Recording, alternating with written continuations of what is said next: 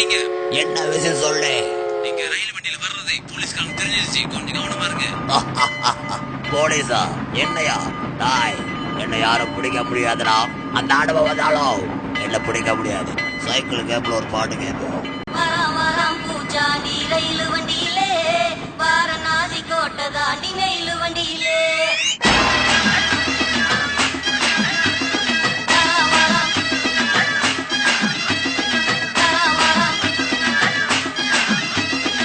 பூச்சாண்டி வந்த உடனே எல்லாரும் பிடிக்கணும். ரெடியா இருங்க.